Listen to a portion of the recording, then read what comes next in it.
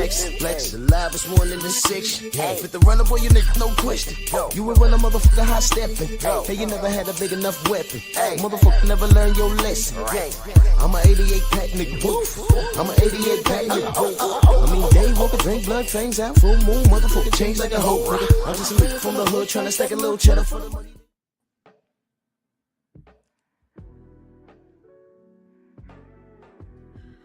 Yeah, buddy. Yeah, buddy. Lightweight. Lightweight, baby. It's time to bleed this morning.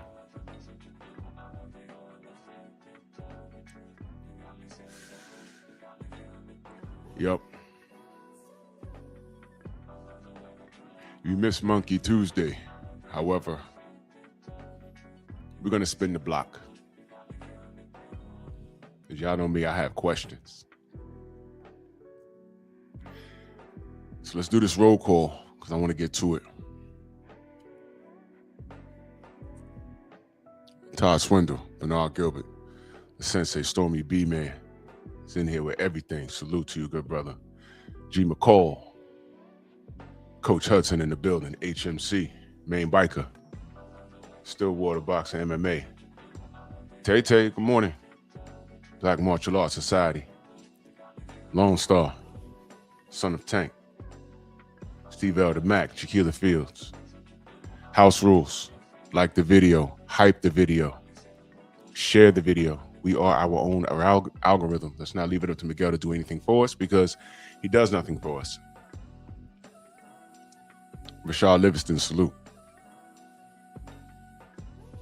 Miguel will unsub you from our channels.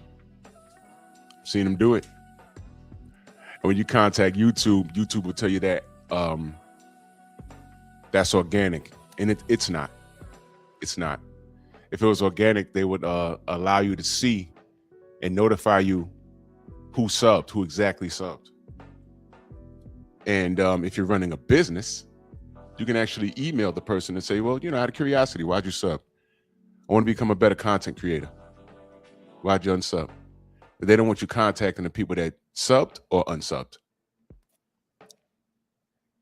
And they don't consider that some of the people that do sub to you, you might actually know them. That's why sometimes you get on a friend's channel and say, hey man, how am I not subbed? I know I've been subbed to you. Oh, you was unsubbed. Wrench and everything. Yeah, that's what they do.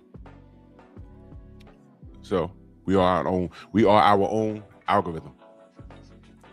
We can do it ourselves. That's why when I say hype the video and share it, that's what I mean. It takes 2 seconds. You press on that little curved arrow. You go to where it says post and just say we outside. That's all. Mr. Big Play, salute. Kawhi Elliott, salute. I appreciate you, Kawhi, for real. Thank you. Super Mac time, my brother, salute. Eric O, Del Riv. Yeah, this is what they do. So let's get to it. Tell Big G, salute.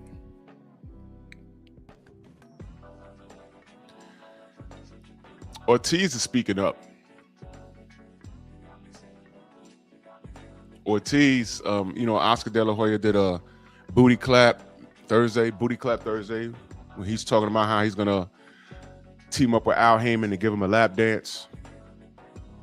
You know, whatever they got going on over there in the Elemental P community. MXC, salute. And they're going to try and get deals. Noah, salute. They're going to try and get deals with I don't know. It didn't work out with Amazon, right? They're gonna try and get a deal with Netflix. Something I heard. And salute to our brother Blue Blood Sports TV. Always hands-on with the information. And I'm listening to that and I'm like, all right. J-Man, salute.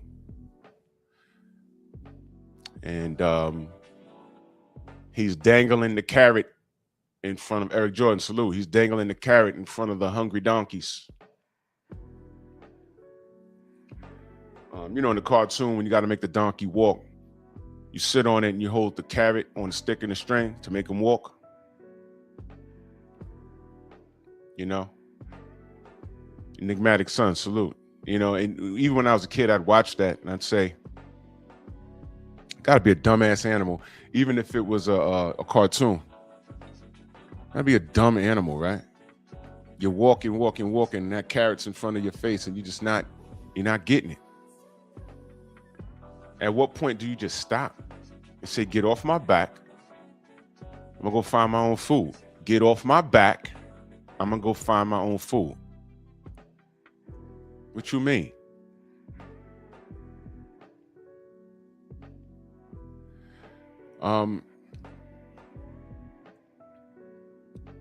It's disgusting that Oscar De La Hoya could say this for our sniper salute. He could say this treacherous thing out loud. And to me, that was the news. That was the news. That was the news, 100%. He openly said that Ortiz has so many other options. Errol Spence in Dallas, Sebastian Fundora. He never said Keith Thurman. Robert Singleton, salute. You know, and told Eddie Hearn that he was begging for the Ortiz opportunity. I don't think Ortiz is a bigger star than Boots. I think Boots, as far as popularity is concerned, is a little more, you know, his star's a little brighter. Not to undermine Virgil Ortiz, not to undermine him, but the bottom line is that's the fight to make. Somebody's got to go. Virgil Ortiz, he has the goods. We've been saying that Boots has the goods for a few years now. Now, to me, this is a step-up fight. This is what we crave as supporters of the sport. Somebody's got to go and made a best man win. We all know what comes with this. If they sign a fight, you know, it's not going to be us. You heard what I say about Virgil. But you know, the race soldiers are going to come flying in here and try and hijack it with the Viva Mexico. Look, Virgil ain't into all of that. He's a damn good fighter, and we done put all of this on Boots' shoulders, and now this is his contemporary, man. What's going on? Now, as supporters of the sport, this is the right thing to do. And then here comes Oscar with his BS. Brothers UK in that super chat salute. He says, peace, Brother Drew. And official greetings for the new year. Health and strength to you and your family. Salute to you. Same to you, good brother. Thank you so much for your years of support, man. Thank you. I keep telling y'all, Brothers UK is probably my second or third sub. And he's been here ever since. Salute to you, good brother. I appreciate everything. Thank you so much. Thank you. Aaron Butler, salute. Tone, what up? What's going on? So the brilliant thing is Virgil's not opposed to it. Boots is not opposed to it. It's Oscar. Where are the videos dumping on him? The poet, salute, brother. I'm well. I hope you're doing well too.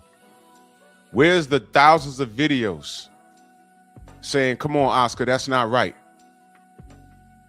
And you already know how I feel. Silence is co-signing. Silence is co-signing. Only in boxing will you have an admitted sexual deviant in Oscar De La Hoya, because that's what he is. And he's a certified weirdo on top of being a deviant, because he's doing these things while dressed like a woman. All right, he's running around with fake abs, admittedly doing drugs, came clean about it, and he's being treated like a woman. When a woman is caught doing something that she lied about, or she can't lie about, what do they say? At least I admitted it, as if that makes things better. What? No. Ain't elite. You couldn't deny it, man. You couldn't deny it. You don't get points for saying, at least I admitted it. At least I told the truth. That's like, there was a period of time where dudes was running around saying, man, I take care of all my kids. That's not a stroke. That's not a flex. You're supposed to. You made them, you idiot.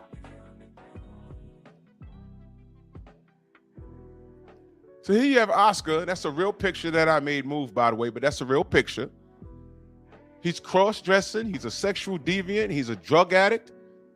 You wonder why. If I'm going to give Canelo Alvarez any kind of credit, it was him moving away from this guy. No man in his right mind would deal with Oscar De La Hoya. I asked this question a while ago, but it bears repeating. If you have a talented fighter, I don't care if it's your blood or not, if you're related to this fighter or not, would you even consider dealing with Golden Boy?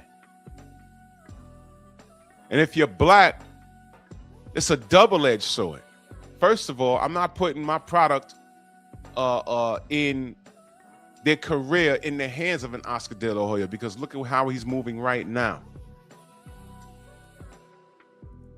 Number two, what is this fishnets with the hat and wigs on? What is that about? Why would you want to be around that? Now, if you're black, 88, what up? Now, if you're black, you remember those emails about Al Heyman calling him Black Hitler? That was a real thing. Never mind them throwing Fred out of the press conference when he's the only person that asked about that. But Bernard Hopkins is a part of that. So when you think Bernard Hopkins wouldn't come forth and say, oh, look, I work with Golden Boy, but I don't co-sign that. That's ridiculous. Michael Fleming, salute. And Bernard never said anything. So as a black fighter, would you go over there? Now, remove the black part. As a Mexican fighter, would you go over there? Because look at what he's doing to Ortiz right now. Montemusa, my brother, salute. Look what he's doing right now. You're not protecting. Yo, Virgil don't need your protection. He wants to smoke. Like Canelo said, I don't need your protection. Give me Lara. Shelton, what up? Give me Lara. Give it to me. I don't care. And Oscar tried his damnedest to prevent that. He tried. But you know what? Canelo proved in that moment? These guys work for the fighters, not the other way around. Like Barry Hearn said, we used to be slave drivers. Now I have to call him Mr. White. Isn't that a change? Like we was telling you for the 4 years Manny Pacquiao was ducking Floyd Mayweather. We said, no, Manny don't want the fight. Or he's just dumb. Bob Arum works for him. But there's something called matchmakers, and some of the best matchmakers so happen to work for Top Rank. Cameron Duncan co-signed that. Joe, what up? Hassan, what up?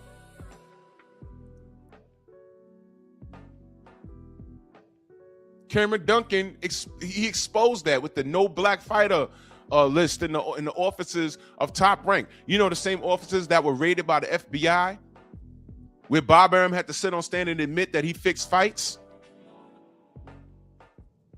Yeah, that place.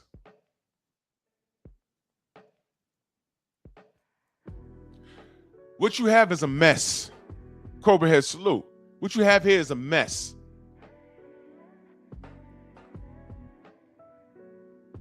And shout out to Team Ortiz, because he's standing against that.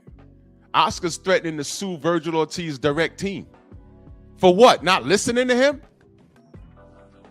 I don't know how the contract is structured, but does Oscar own Virgil Ortiz? Or can Virgil Ortiz say, no, he's stopping my progress? This is not the agreement. We agreed to If there's fights to be made, we're going to make them.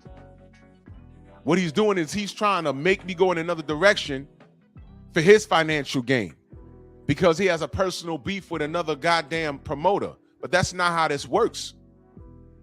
He's stopping my money. And there's danger in that. Virgil might say, hey, man, my style is more compatible with Boots than Sebastian tall-ass Fundora.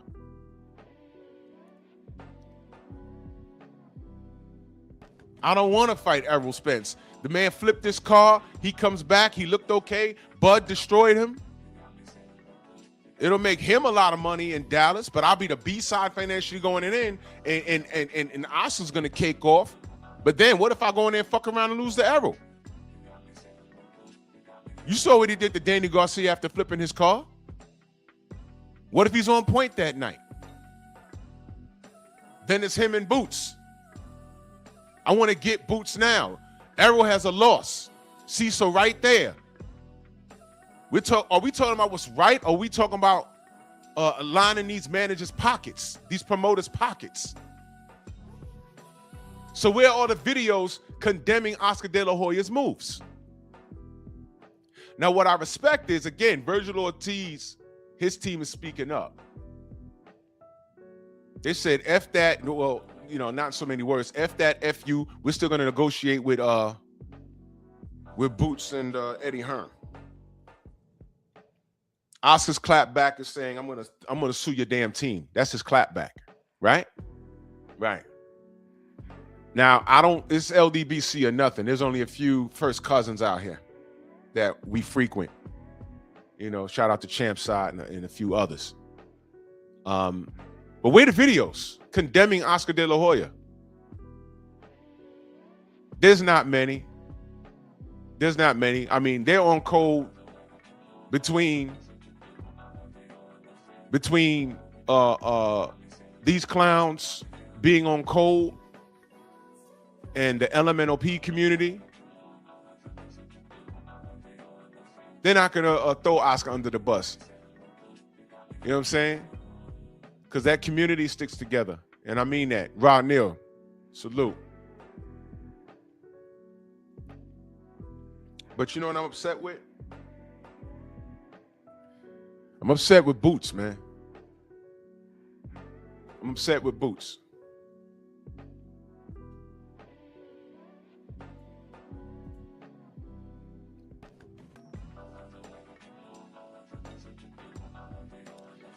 And this is the part where I get on you knuckle draggers. And like clockwork, Franklin, this dude, James Franklin, comes in just when I'm about to talk about the coons. Franklin comes in. It's like God knows. God knows. I'm in here to talk about the lack of unity, the lack of self-awareness.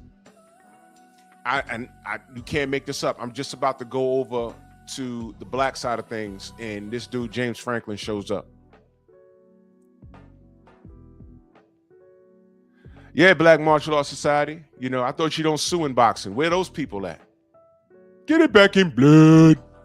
Suing? You don't sue in boxing. Oscar's threatening to sue Virgil Ortiz. Virgil Ortiz could countersue. This is going to end up ugly. Sensei says, I keep saying, how much did Hearn and Matthew make off of Joshua's exhibition versus Jake Paul? It was 93, taxed him to death, dropped down to 43. I don't know what kind of deal, lifetime deal that Anthony Joshua has. First of all, it's tragic what the young man went through. And I know he wants to retire. But I don't think he's going to retire unless Master Hearn says so. So I do think AJ will take some rest and he'll be back in the ring. He ain't take no damage. But mentally, he might be damaged. And if he loses his next fight, they're going to blame it on the mental damage. I got my thoughts about that. You know, I'm just going to go ahead and say it, man. Adewale salute. I'm just going to go ahead and say it. Let me say this. I'm glad he's okay. It's horrific what happened to him. Take some time to mentally heal. Physically, you're fine. Get your ass back in the ring if that's what your master telling you to do. You signed that deal. We didn't. As a matter of fact, we were against it. Y'all remember that? Y'all remember us saying, yo, a lifetime deal? What? This guy's gonna be fighting until he's 80. Why would you do that, AJ? Remember we was like, yo, what are you doing? Hold on. Why would you do that? Why'd you even re-sign with him? Remember when he could have signed with the PBC? Y'all remember all of this? Y'all remember we were saying, hey, man, at least you're a name. You can move and shake on your own. You remember that? That was us showing concern. We was like, why would you sign with the devil? Why would you do that? And watch this. Errol could have lost his life in that car accident. He was in the car. He was thrown from the car. I rock, salute. He was thrown from the car. All he did was knock his teeth out. He rested a bit, got in the ring. Oh, I'm missing a very important fact. When they found out he was intoxicated, they arrested him and pressed charges on him. Y'all forgot about that? No matter. Got in the ring with Danny Garcia and won. Remember that? Okay. AJ left there physically fine. And prayers up to the family to the people who lost their lives. I'm not making light of that. That was horrific. I saw the unedited video. It was horrific. But this is business, right? Does your landlord care about you having several deaths in your family and your boss ain't pay you your check? That's all bad. But I need my money to make this property run. And if you don't have it in 30 days, you got to go. It's business. And respectfully to your situation. So I don't know why these brothers keep doing this shit to themselves. Now, did anyone tell Boots, hey man, you see this thing with AJ? Why are you over there? I don't know why brothers keep going over the top rank. I don't know. Maybe they know something I don't. But to answer the sensei's question, we don't know. I know he left for 43, but the big question is, how much of that 43 did AJ see? It could have been $10 million, the way the contract is structured. I don't know. But if I have first of all, if I had 93 million and I get 43 million, I'm still mad. And then what if I got to break that 43 50-50 with this dude Eddie Hearn? I'm still mad. I'm a millionaire, but I'm still mad. The CD, what up? You understand? Eric Jordan, that super chat salute. He says Miguel Jerome, the machine, whole 100 mad that he ain't clapped yet. Yeah, of course, man. These dudes, man. Fuck these dudes. Goddamn clown ass niggas, man.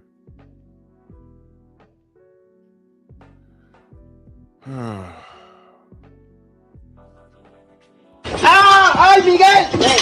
¡Miguel! Nigga named Miguel. But back on topic. This is the part where I talk about the lack of education and pure ignorance of some of you black fools in this business. So will Boots do the same with Eddie Hearn? First of all, I would love just to ask Boots, why was that your choice? Let me ask y'all a question. What has Eddie Hearn done for Boots thus far? You know he's going to promote him. Boots the best thing since sliced bread. He could do this, he could do that. He's phenomenal. But Eddie Hearn also told me to my face, when you work with somebody, you got to promote him. When he was in a joint business venture, listen to the language, y'all. A joint business venture with DHP. Devin Haney was the greatest thing since sliced bread, wasn't he? Soon as he left, he's boring. See how that works? But it don't matter. Because you know 100% that he'd sign him again. Because Devin Haney is the face of boxing. I just pissed a lot of people off by saying that, but I can prove it. That's why I have him on the upper right-hand corner looking at these clowns. Like, what's wrong with y'all? Will St. Clair, salute. What's wrong with y'all? I'm over here making power moves by myself. And y'all are tied into deals. I can prove it. Main biker in that super chat salute. He says, if you can check what I sent you on IG is related to the topic. All right, give me a second. I don't want to lose my train of thought. Give me a second.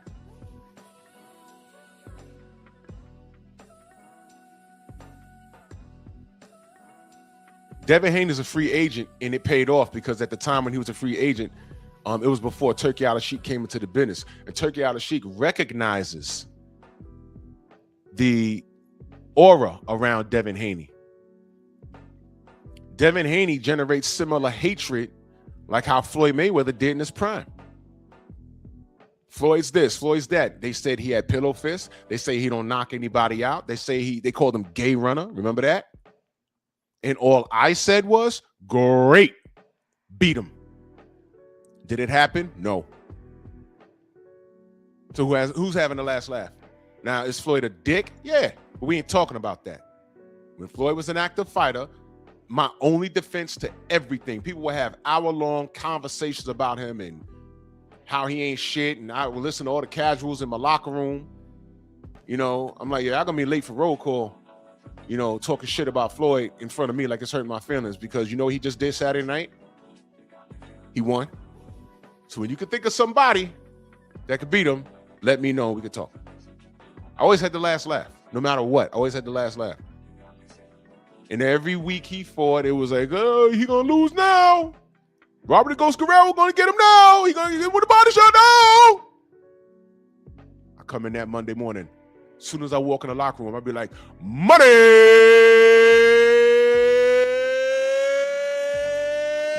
Mayweather! Gave my money. Does everybody like to bet?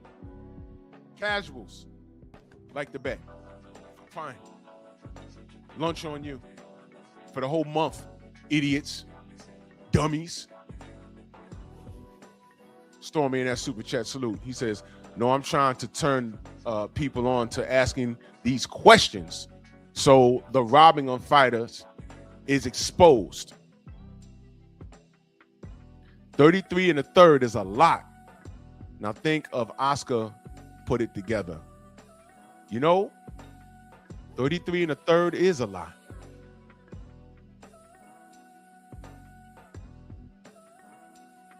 You remember when Errol stood on stage after he made the fight with Bud? Because Al ain't do that. Al didn't do that. Al told Bud, I'm not letting anybody near this fight. Floyd Mayweather said that fight's not happening until I say so. You remember that? Y'all didn't find that strange? And then Errol gets on the stage. I was standing right there at the Palladium in Manhattan. And he says, yo, we got to find out where all these sanctioning fees and where the money's going with these fighters. I said, yo. Uh-oh. He's asking questions. He's asking questions. There's a real reason why he's not active right now. That's business. The business kept, I'm pretty sure the business kept Errol out of the ring. They can't pay him what he's worth. I'm pretty sure. I don't have all the facts, but I'm pretty sure. These managers are eating off of the fighters. And Oscar really legitimately wants to eat off of these fighters' chests because he's a weirdo. This is why it's important for these fighters to move and shake on their own. Deion, salute. And that's all I've ever said. Now, was I team PBC? Yes, because Al Haymon's a black man, and I like what he was doing. So it was instinctive for us to protect him. The man didn't do any interviews. And people had everything to say about him that was negative. But all I saw was the work. And did everybody on this left side of the screen try to sue Al Haymon for violating the Muhammad Ali Act? Well, I know it was Bob Arum and Oscar. I know that. They tried to sue him for violating the Muhammad Ali Act. Remember that? That was the first time you casuals even heard of that.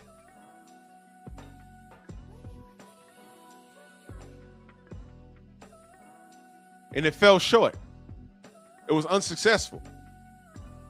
Because Al Heyman is not a promoter. He's an advisor. So he knew going in how to move and shake around certain things. PGH, salute.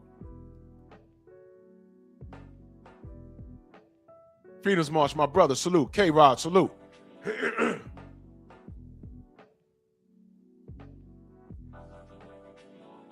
But Virgil Ortiz is fighting the machine.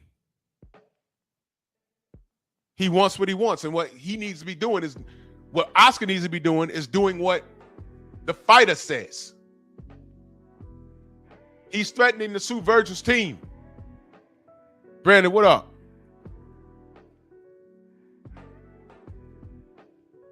How much of the pie is Oscar getting out of Virgil's fights? How much of that?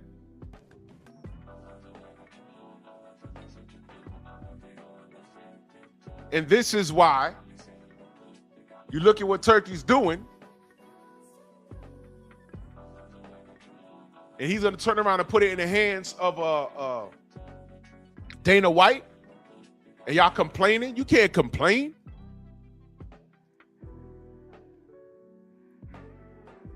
You can't complain. Y'all did this.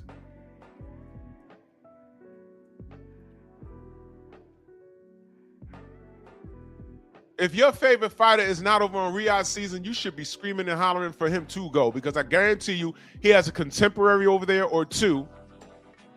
He'll never get those fights. But if you like just watching him fare against mediocre opponents, then fine. But eventually your luck runs out. Your luck runs out. Mellow Yellow fans, you're going to get in there and something going to happen. He's going to get clipped. He's going to sound just like Anthony Joshua when he came to New York. I wish that loss was to Deontay. Duh. We was telling you that. But you was listening to Eddie Hearn, and you thought you had some free food against Andy Ruiz, and how'd that work out?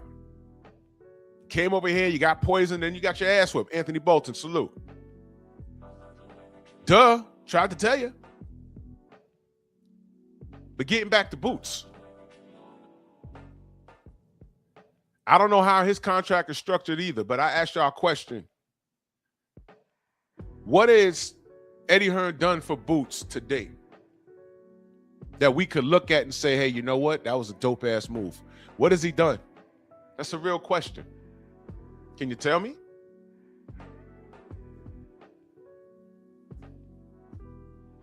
Anything? He had him in Philly. Had him fighting in Philly, right? Had him fighting in Philly. That's a good thing. Put him in Philly. That's great. I like that. How many fights he had under the top rank? Under the Matchroom banner? How many fights? Can y'all tell me? Chris Leggs, salute, man. What's going on, brother?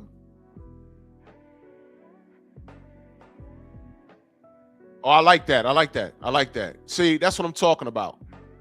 Benavidez is making power moves, and he's not pulling a Golovkin. He's not surrounding his career behind a guy that doesn't want to fight him. He's making his own path.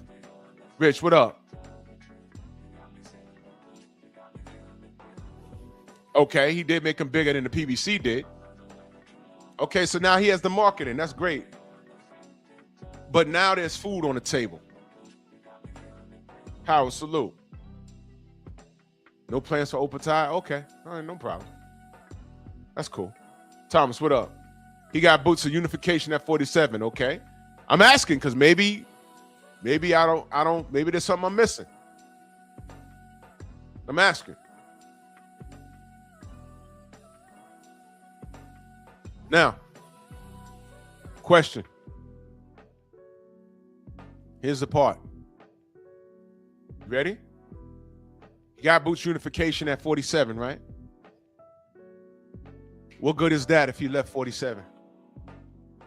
Will St. Clair says Andre 2.0. That is my biggest fear. That is my biggest fear. And it's time to fix that. That's my biggest fear right there. Because what has Andre done since he lost to Benavidez? He's like disappeared.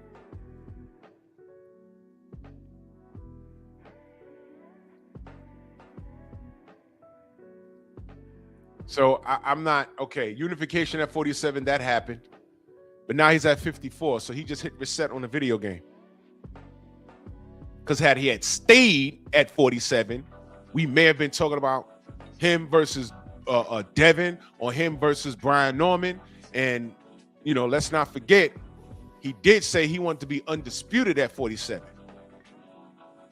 That's what he said. And that changed. Was that him or was that Eddie? Can I ask y'all a question? Did he say, Just Spark, salute. Did he say out of his mouth that he couldn't make 47 anymore? Did I miss that? I'm asking.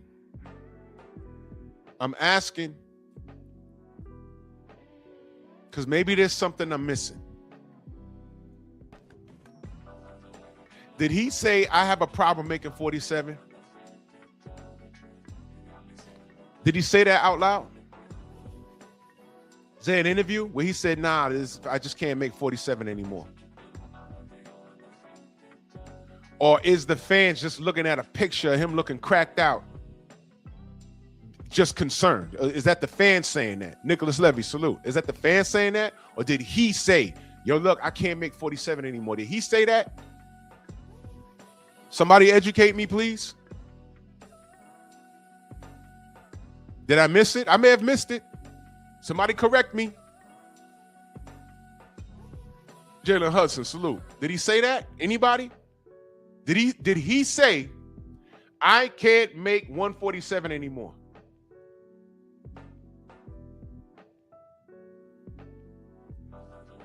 Aaron said he made Boots take a pay cut to fight Stanionis. And he smoked Stanionis, but it was a pay cut. And what was the reward for that fight? Bragging rights? Sid Mark, salute. K-Rod said no, he didn't. So he never said it. Okay. You sure? Y'all sure he never said that? Because I remember there was a picture of him going around with him looking slim at 147. And everyone said, hey, man, what's wrong with him? Robert Singleton said the doctors advised him to move up. What doctors?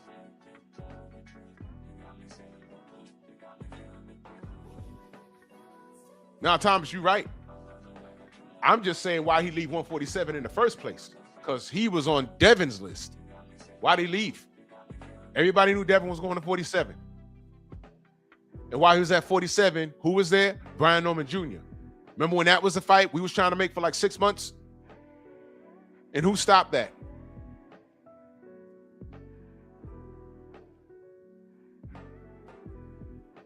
The doctors advised him.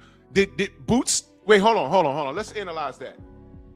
Did Boots say the doctor told him he can't hang around 47 anymore? Be careful. I know I did hear something about that, but I never investigated it because it sounded silly to me. Did Boots say the doctor said that, or did Eddie Hearn say it? Where'd that come from? Because I remember this.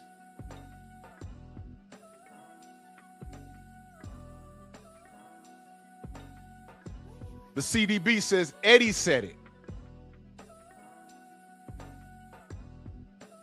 Eddie said it? Eddie said it? I played a video where Eddie Hearn lied straight to my face. I played it for you. He said all of this about Devin Haney, and then I said, how does he compare to Shakur? Because Shakur is what y'all claim Devin is. It's just that Shakur's never been hit yet. We know what happens when Devin gets hit because he's never been stopped. We don't know what happens if Shakur gets hit. So we don't know. I'm not saying he has a granite chin. I'm not saying he does or doesn't. I'm not saying that. I'm saying we don't know. But we do know he's not a KO artist. He's a phenomenal boxer. That I can give him. But Eddie Hearn said that Boots' doctors said, you got to move up because you can't do this to yourself. K-Rod says, I remember Boots saying in the past it's getting harder for him to make 147, but he never specifically said, I can't make 147 anymore. Okay. Anthony, you stupid. He said Dr. Doolittle said it. Okay. Now, let me ask y'all a question. Prior to Devin leaving 135, did he ever miss weight? No. Once the fight was signed, did he ever complain about missing the weight or making the weight or whatever? No, he never complained. When he went to 140, and then they said, yo, do you really mean you could go back to 135? He changed his mind. He said, nah, I feel better here. That's what he did say. And y'all tried to crash out on him over that. Oh, see, he lied. No, he changed his mind. He said, I feel like this at 40. I'm hitting harder. I have a lot more energy. I don't look like Skeletor on the scales anymore. Y'all didn't care because y'all wanted him to lose. But it's funny how Boots look like Skeletor, and all of a sudden y'all making excuses for him. You see what I mean? You see? See? I don't hear Boots speaking up, y'all. I don't hear it. St. Louis Mix, salute. Y'all remember my main concern when he went over there with Eddie Hearn? What did I tell y'all? What was my main concern about him? Eddie Hearn is a British promoter. He's country first. I said my biggest concern is I think he's lining Boots up for who? He's British first. I said I think he's lining him up for Conor Benn, bro. I think he wants to get Boots these bullshit fights, make Boots look good against winnable fights, the fights that he knows he's going to win. Get him, set up in Philly, create a name over here, get us rallying behind Boots, which is what we're doing anyway. And when Conor Benn doesn't get exactly what he wants, they want the Haney fight or whatever he said. Well, that's what he says. He don't really want no smoke. If that fails, he's going to feed him the American in Wembley. And he's going to tell Boots, hey, man, this fight over here, you're going to see 10 times more money over here in Wembley. And Boots is going to do it. And Conor's going to eat a whole lot of eggs, if you know what I'm saying. 54, of course, Conor can make 54. Here's my concern. I think Boots could have made 47.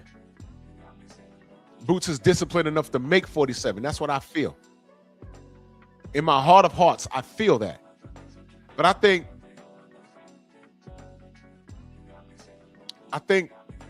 Eddie Hearn,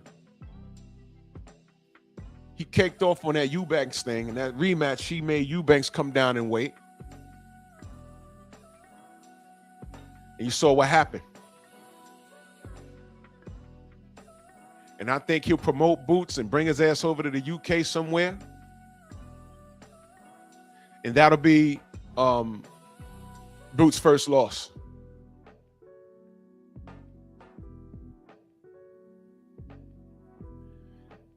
Now, I suspect that because I know this is scumbag business and you don't trust Eddie Hearn at all. I don't know why these brothers keep going over there.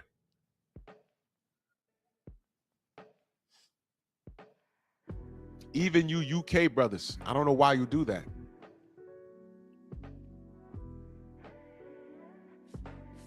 What?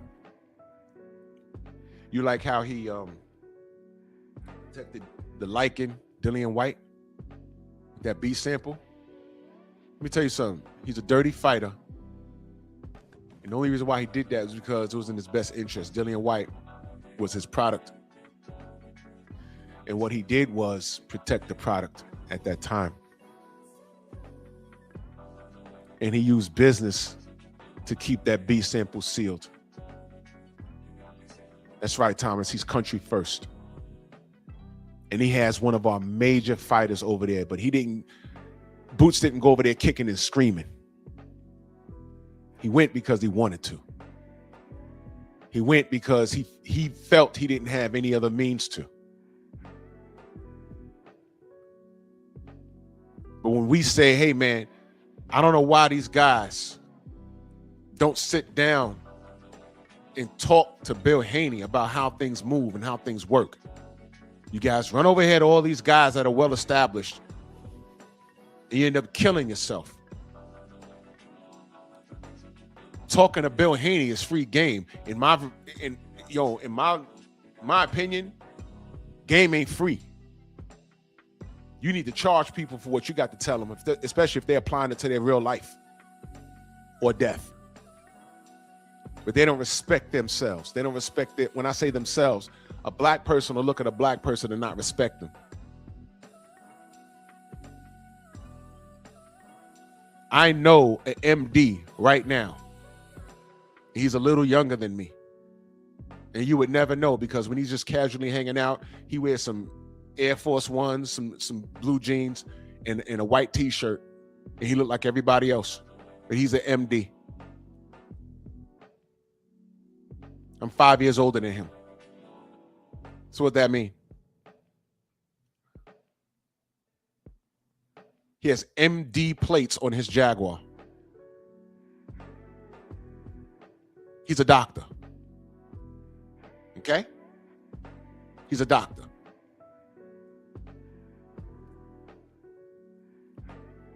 We don't respect ourselves.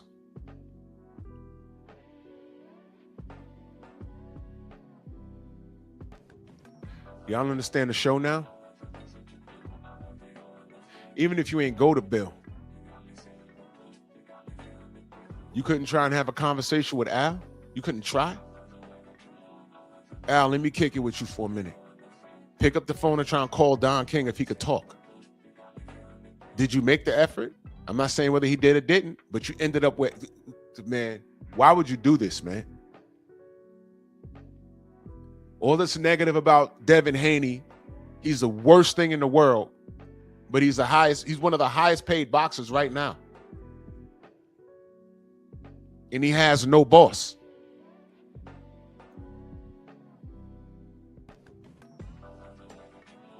Let that sink in. And I don't hear nothing but a bunch of niggas, dragging his name. I freed 1,000 slaves. I could have freed 1,000 more if only they knew they were slaves. That was Harriet Tubman. Now, I Googled that quote, and then Google, it says they don't know if she even really said that or not. I'm not concerned. You know why? Because the comment actually makes sense. So you could suppress it and tell me it's fake all you want, but you know what? Being that I know how my people are,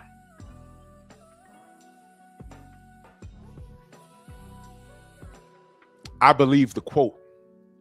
Whether she said it or not, I believe the quote.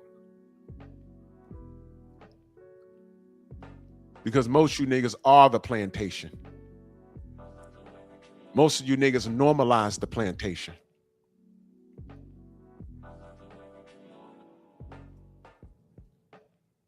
There's no reason why Virgil Ortiz is standing up for his own rights. And he got Oscar De La Hoya's panties in such a bunch that he's willing to fight for that. No, I want this Boots fight. I don't care what this dude with a thong in his ass is saying. I'm trying to get this work. This is my career.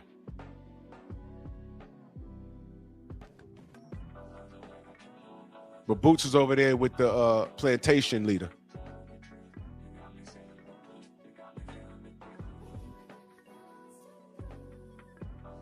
I really don't understand you niggas. Now, as I'm talking right now, there's going to be some wild Boots fan that says, "Oh, you hating on Boots?" No, I'm super concerned. I don't want Boots to be a statistic. I want Boots to make as much money in the game, have a really good resume or great one, and leave the game with all of his faculties and a bunch of investment properties. He can take care of his family and have generational wealth. Okay? Remember this show? I said that. Just because I want to see him test his mettle against his contemporaries doesn't mean I'm wishing harm on him. That is a dick blower mindset that these kids have today. Me telling these kids, yo, you got to put in work, translates to me hating on whatever athlete. That's lazy. The reality is, you kids don't want to work. You accept mediocre as excellence. I keep going back to the debate I had years ago. Who would you rather be, Charles Barkley or Robert Horry? Robert Horry was a good player. He's not great. Great is when you make top 50 all time. He's not great. He's a damn good shooter. He has nerves of ice. He will hit the three. He's not afraid to take that last shot. But he's not a top 50 player. He's not. These kids today would rather ride the bench for 82 games, make the playoffs, and play in garbage time when their team is ahead by 30 points and only getting 2 minutes of playing time. And all for the purpose of just playing around great players who actually did the work. And they just want to pop bottles in the goddamn locker room, and you ain't do nothing. Nobody remembers Judd Bushler.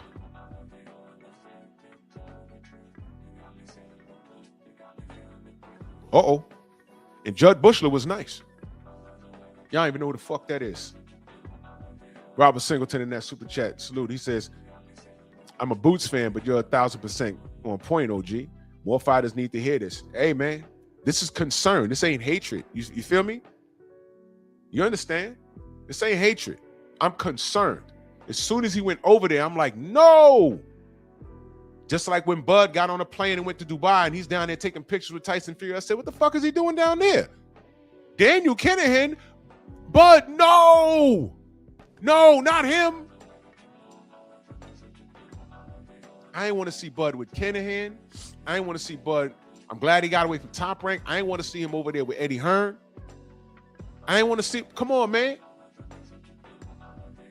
Yeah, Aaron, you know, Judd had a 3-ball. He could play. He was second string. He could play, but nobody remembers him. He got 3 rings. But you let these kids tell it. Would you rather be Judd Bushler or Derek Harper? They're going to say, well, who's Judd Bushler? Google him. Oh, he's with the championship Bulls? Oh. I'd rather be Judd. Why? And Derek Harper's not top 50 all time either. But Derek Harper was a legitimate threat on that floor. Everywhere he went, he was a starter. His defense was ridiculous, and he could shoot the 3-ball. He was a threat.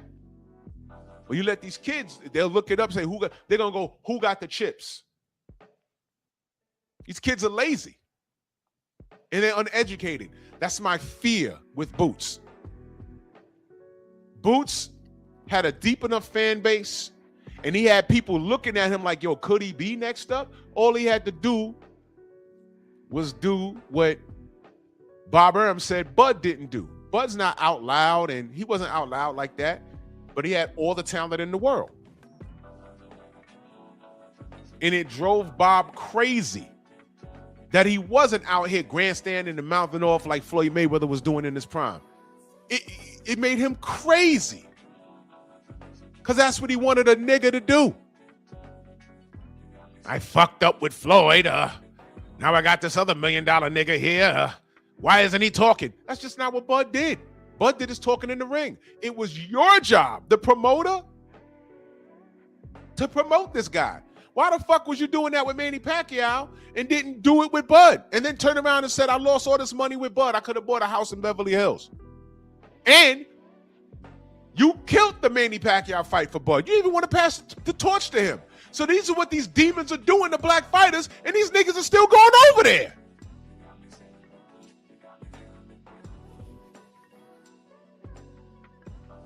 Out the frying pan into the flame. This nigga goes to Dubai, Bud I'm talking about, and talks to Daniel Kinahan. I'm like, yo, did anyone tell him who he was? Or who he is? And what the fuck you taking a picture with? Oh my God, bro. Come on, man. Now, I just said that, and some Bud fan will come in here and say, you hating on Bud. Now, watch this. Did I lie about that just now? I ain't cut Bud down. I was just asking what's going on, man. And this is another thing I'm going to get into. Not 86 and that super chat. Salute to you, good brother. Always supporting. I appreciate you. Todd French in that super chat. Salute. He says, Cook Drew, they have a false sense of identity. Hashtag Cook. I'm on a job. This goes into my other statement. My other, the other thing I want to talk about. I've made a decision going into 2026. Y'all all know I'm black first. I need you to understand what I'm about to say. I'm older than all of these fighters. Some of them are young enough to be my son or daughters. I've decided that I have to pull back on how I view the sport when it comes to some of these guys. I've been on YouTube fighting a good fight for a long time. The entire reason why I rallied behind 78 Sports TV back when he was 78 Fight News, and he announced that he was creating the LDBC. I support that, brother, because it needed to be done. Because I understood fast what the YTBC was about. I couldn't go anywhere and try and engage in a boxing conversation. Whenever I was talking about if it was two fighters and I picked the Mexican to win, nobody said anything. If I picked the Filipino to win, nobody said anything. If I picked the white man to win, remember when Gennady Golovkin was up and coming, I said, man, I like this guy. He got a hammer in that right hand, man. Watch this guy. He could be a problem. Nobody said anything. It was only when I said, hey, you know what? I think Tim Bradley, man, he might have something in store for his next opponent. Oh, you just a nigga. And mind you, I didn't have my picture attached to my avatar at the time. I was like, what? Maybe that's him. It was all these channels. It's all these channels. And there was only a handful of channels where I felt safe to talk boxing. And this is before the technology of live streams came about. Yeah, who was around when you commented on a video and you had to refresh the page or come back the next day to find out that somebody cussed you out? Y'all go back that far? You were getting an hour-long, you were getting a week-long, month-long arguments with strangers. And it's no longer about boxing. It became about race. And I said, you know what? I'm not dealing with this. Then I found 78's channel. I said, this brother is talking boxing. And that's why I stayed. And there was a couple of guys that I, was talking boxing. And when he said, yo, I'm starting this LDBC thing. If you want to come here, you can talk boxing and not be attacked because of your ethnicity. Come on here and talk boxing with us because I'm not dealing with that anymore. And I said, all right.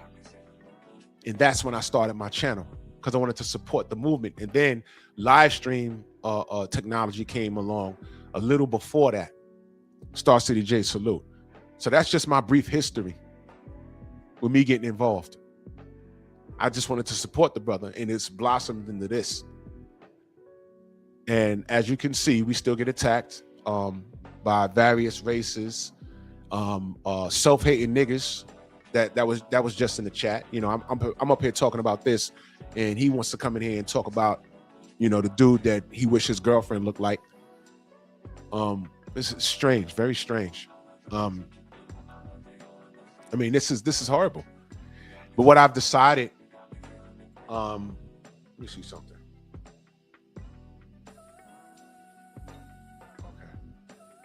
Hold on a second. Let me check something. I've decided that I'm more aware than these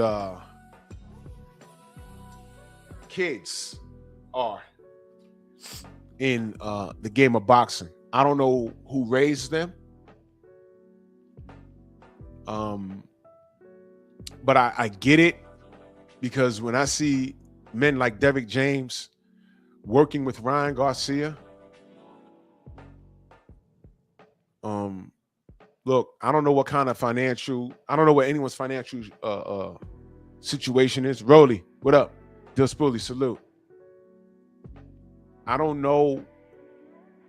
Cats do something strange for some change, man.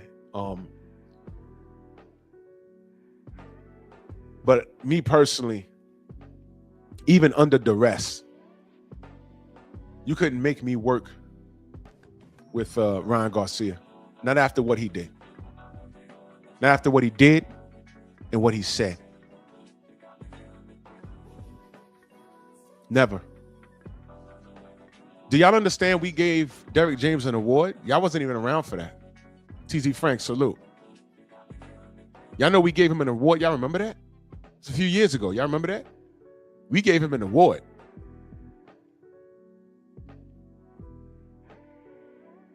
I have his phone number, man. I interviewed him. If you check my channel during the Errol Spence Bud thing, we exchanged numbers, and I said, "Hey, man, I know after this you're going out." And he was also training James Franklin, not James Franklin. Holy shit, Franklin! Ain't that funny? The heavyweight that was fighting AJ, gave AJ fits. Remember that? He was training AJ. And I said, I ain't gonna bother you because I know you're going out after this, you're going out to the UK. I'm gonna give it about a month. I'm gonna call you back. Never called him. And I didn't say anything at that point. But at that presser, he seemed detached from the public. He doesn't like a lot of attention. Mac, what up? Snoop, what up? He doesn't like a lot of attention. I get it.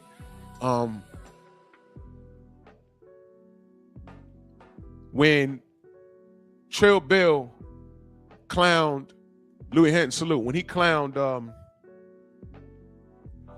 Henry Garcia's toupee-looking head, it's not a toupee. I was right next to him, but Bill was just clowning. Yeah, I remember what Henry said. Better toupee than have a nappy head. I speak of the facts. And Devin said, that sounds like some racist shit to me. He said, I speak of the facts. Derrick James was sitting right there. Better this than nappy head. I speak of the facts. That's why I say it, because that's how he said it. I speak of the facts. Ooh.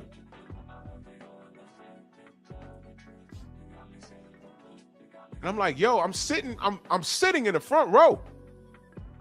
I was like, what the fuck? Wow. I don't know how that equates. A toupee, nappy hair, and Derrick James is sitting there. And Bernard Hopkins was on the stage too. And I looked straight at them and I said, well, I expect B-Hop not to do shit. This is way after those racist emails came. EMT says, Derrick James is bald though. When he was born, was he bald? So when he had hair in 1979, how do you think it looked? Was it straight? Or was it nappy? So I look right at Derrick James. And you see what EMT Rick said? This is the disconnect. That's a childish. What the fuck? What is wrong with you kids, man? What is wrong with you? What is the matter? You see, you're looking right at it. And this is why I gotta pull back from these fighters. Look, Devin picked up on that immediately. He said, that sounds like some racist shit to me. That was the jab. That was the first jab, because that was way before Ryan had his racist meltdown. And now you see where he gets it from.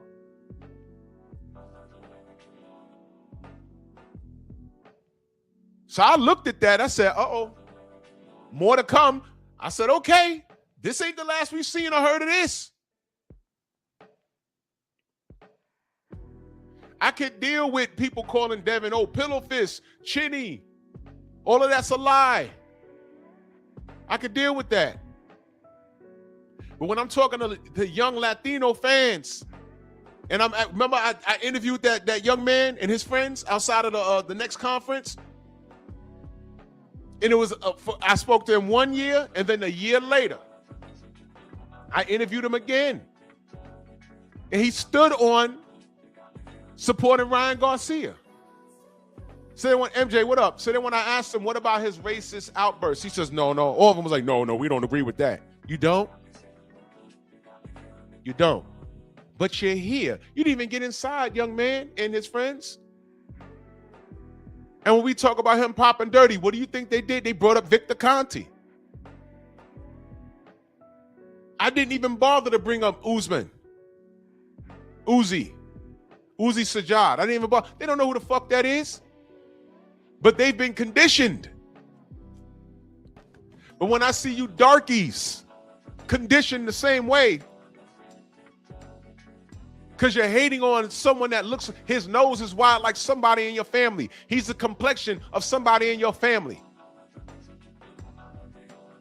And you don't even understand why you're here. Like, people don't even understand. This nigga James Franklin don't even understand why LDBC exists. I just explained it. I gave you the short version. I just explained it, but he's running around. He was fucking with BFTB yesterday, talking about, I killed the LDBC and Drew Titan. Yo, he's a nigger. And it makes sense. He's a nigger from Baltimore. Damn it, isn't Baltimore the goon capital of the United States, or is it somewhere else? I can't keep track. Once upon a time, it was Philly. Then it was Baltimore. Now, I think it's Mississippi. Somewhere, look. Is it Jackson? I forget. Jackson, Mississippi? I don't know. It was somewhere Alabama. I mean, come on. I don't see nothing but you knuckle draggers doing this. But what's worse is when we stand on business, because we know what it is. And not only do the fighters ignore what we point out, and the trainers and the promoters ignore what we point out in order its simplicity. Some of these motherfuckers get mad at us.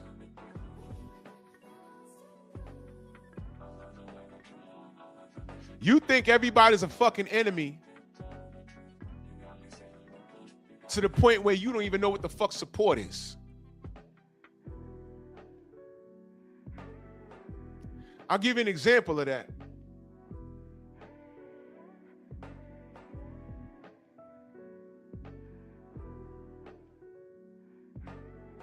I had Bernie on my show.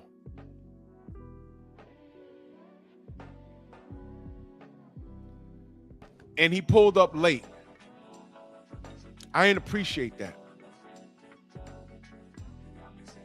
I don't have the biggest channel in the world, but I have a channel indeed. If I was Sports Center, if I was Ring Magazine, he'd have been up here early.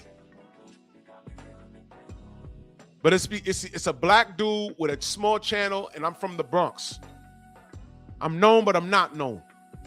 It's whatever. I do this for the love of the sport. A, B, I definitely support everything black. But how am I treated? He shows up late. That's number one. Number two, he was late because he was over there fucking around on Mill City. And some people don't go there just to talk. They go there to get turned up, to argue. And contrary to popular belief, I'm not on here to argue with anybody. I speak boxing how I see it, and it's supported by the facts. My opinion is supported by the facts. If the facts change, my opinion will change with those facts. That's how it's supposed to work. It was like that with Bud.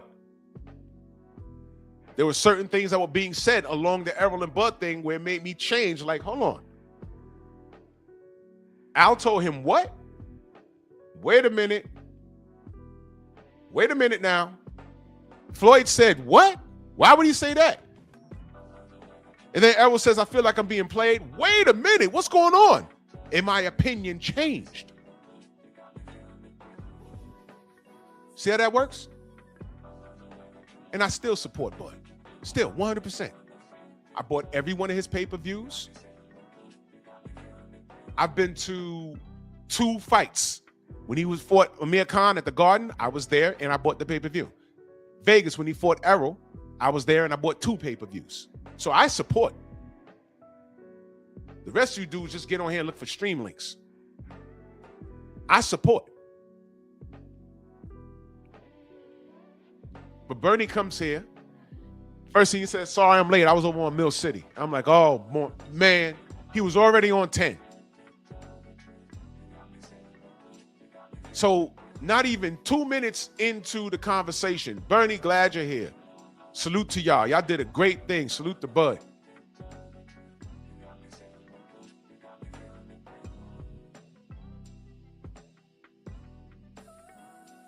And he disrespected Stormy. Now, I didn't say anything, but he damn sure did. Go back and look at it. Stormy is paying the man a compliment.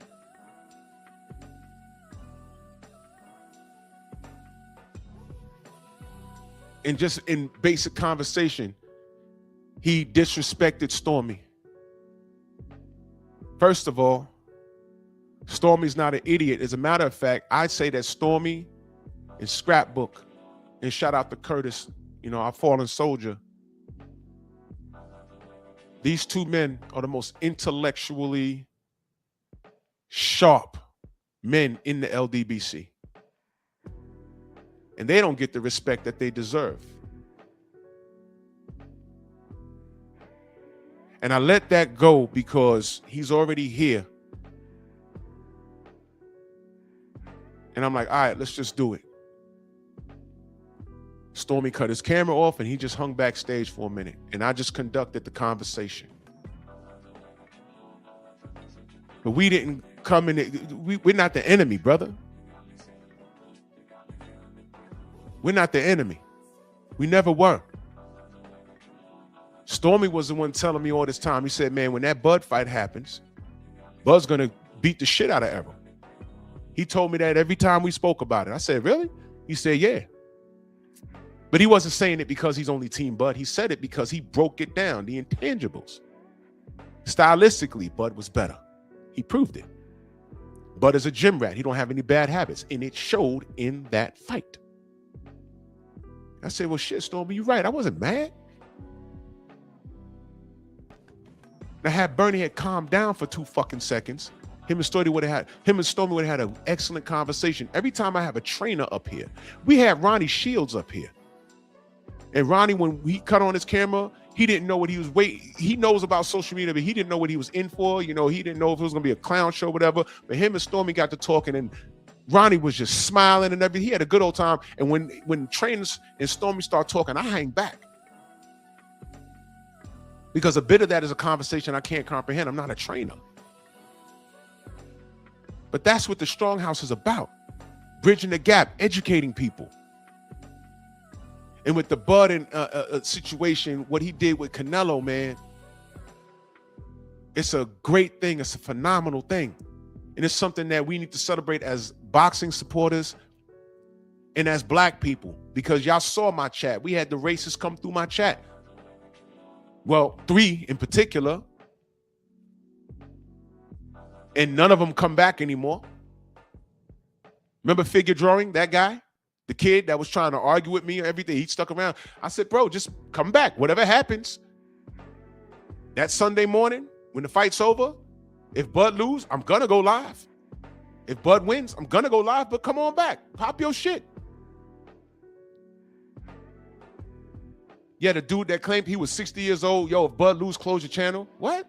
Why? This is a boxing channel. Why? I'm going to talk about what happens. But you show up. And there was somebody else. It escapes me. But y'all show up. But they weren't as heavy as I figured they were. You know why? Because they knew what was going on. Because they felt like how I felt. If you a Canelo fan, I don't know about this one. But what was I saying the whole time? Bud's all wrong for Canelo. First of all, he's not bigger than Bud. So throw that out. Bud got a better reach, and he's all wrong. His feet are good. I told y'all Canelo got busted wheels. I told y'all that. But let me bring it back to Bernie. Now, and I appreciate that, Stormy. You did what adults do. Stormy cut his camera off and he hung back and we talked to Bernie. But Bernie was very disrespectful and I didn't say anything. But we always do this to each other, man. We always do this to each other. Now he calmed down as the show went on and he realized this wasn't Mill City. I'm not gonna be on here fussing with you. The chat wasn't hostile, none of that. But Bernie didn't understand he was on a platform with a true supporter of the sport that's older than him and can talk those names that he brought up. Now I told Bernie, I said, hey man, we're here to learn. Maybe there's things inside the camp that we don't know about, man. We're here to learn, brother. And then Stormy paid him a compliment and he snapped at him. I was like, whoa, what the fuck? But he came from Mill City. If you tell me you're going to do my show, exactly, coach, and you tell me, hey, I'm going to be there at 8, I'm going to be there at 7, I could deal with that, but don't tell me you're going to be there and you know my show starts at 7 and you come waltzing your ass in here like around 8 o'clock. And he had a link already. But I'm going to tell you what, we had a lot of white fighters up here. They were early. Felix, salute. I forget which show it was, Felix. I forgot what it's LDBC Strong. I forgot the number. It wasn't that long ago. It was after Bud destroyed Canelo. It may have been a show or two after that, but it's there. I forget which one.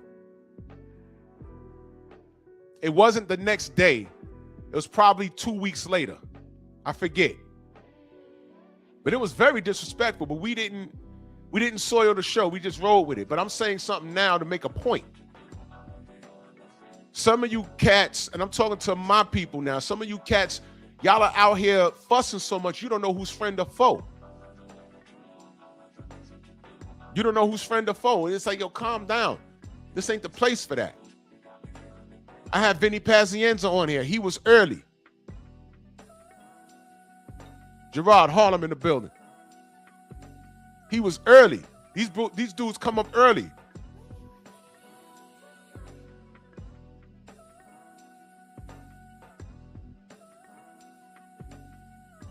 But some of you niggas don't even respect each other. How can I expect you to respect me?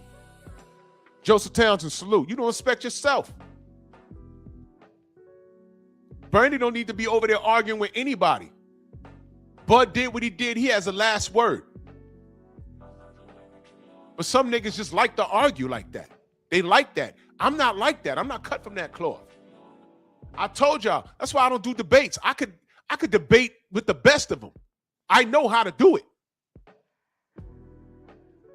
I just don't, because I know where it goes. You see this shit with BFTB and KO right now. Niggas turn to babies over that shit. I'm talking about K-Ho, not BF. K-Ho turned to a fucking baby. For what?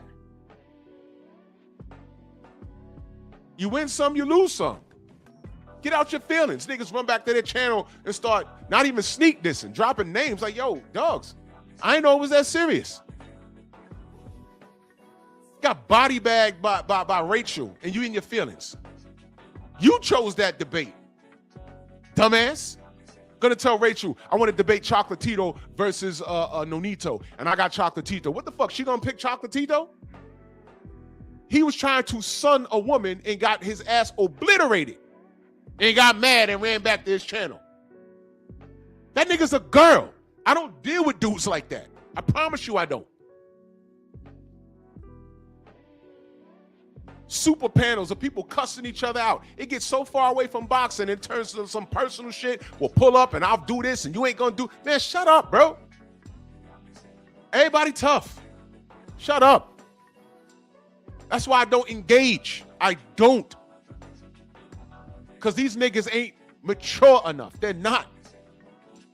But getting back to that shit with Bernie, I'm making a point. We were not the enemy.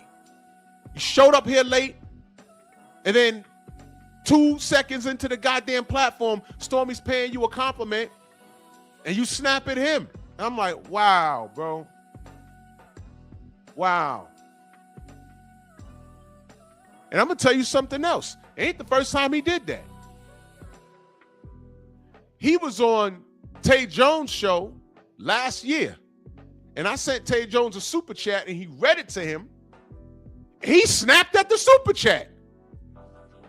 And all I said was, yo, salute, man. Y'all doing y'all thing. I'm proud of y'all. I forgot what I said, but it wasn't disrespectful. He sucks his teeth. Man, it ain't even about all that, man. We got, whoa, what? I just shook my head. You know, I already hit the like button, but I left. That shit happened, bro. If you can find Tay Jones' live stream where he had Bernie on, go to my super chat. He did it then. I said, oh, well, okay. I can't deal with niggas that are on 10 all the time. You know what it's like? You ever been with someone close to you and they about to have a physical altercation and you stopping him like, yo, chill, chill. And he snatch away from you and he balls his fist up at you like, get off me. And he got to look at you like, why you act like, nigga, we was with each other all day. We done got a slice of pizza. We done hollered at some bitches. And now you about to fight, but I don't want to see you getting locked up. And you tore away from me and balled your fist up at me for a second? What the fuck was that? See? Like that. Like that. I don't like that shit.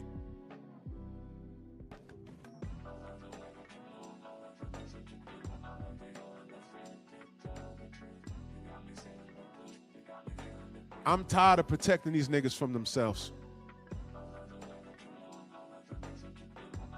I always talk about quantity versus quality. Of course, everyone would love to have 100,000 subs organically. But I'd rather have under 10,000 subs with what I got like 145 people in here now.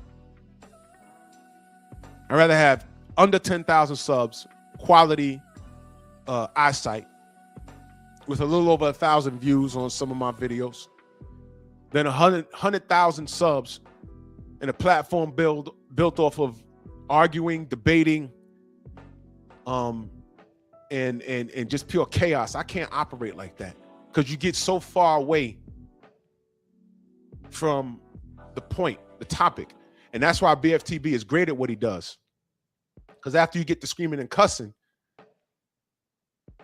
get back to the topic. And that's why you get mad. Get back to the topic.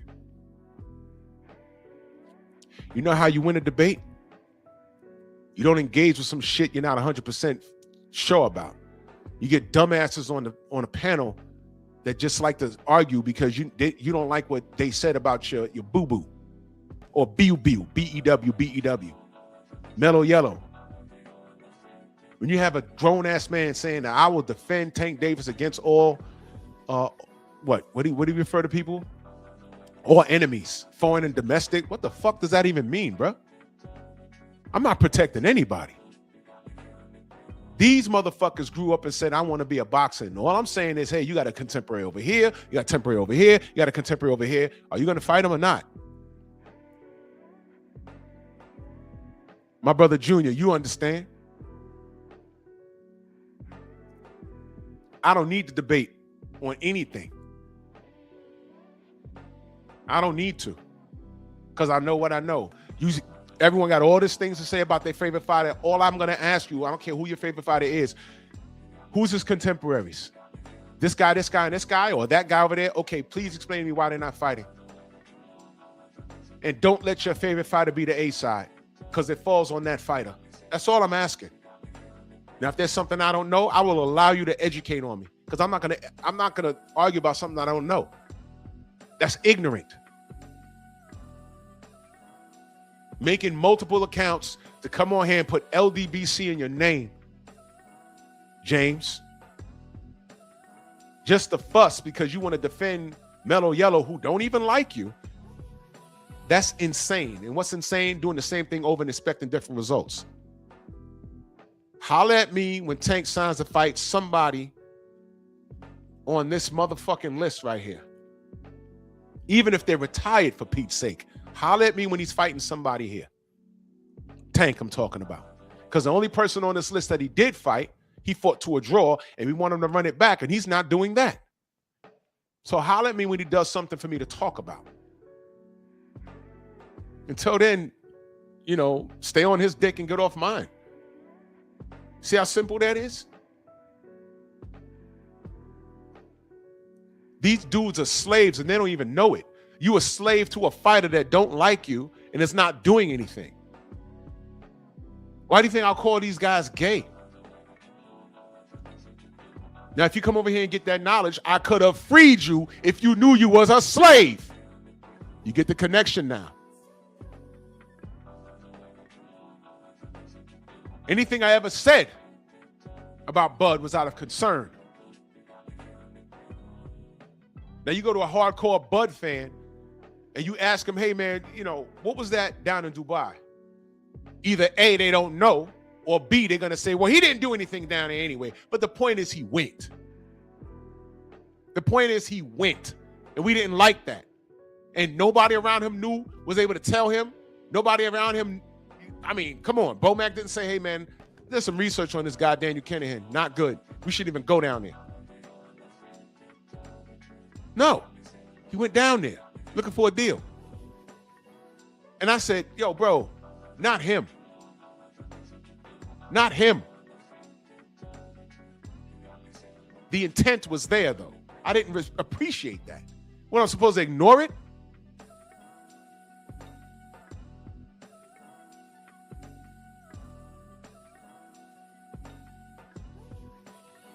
So that thing with Bernie, that's an example. And don't get it fucked up.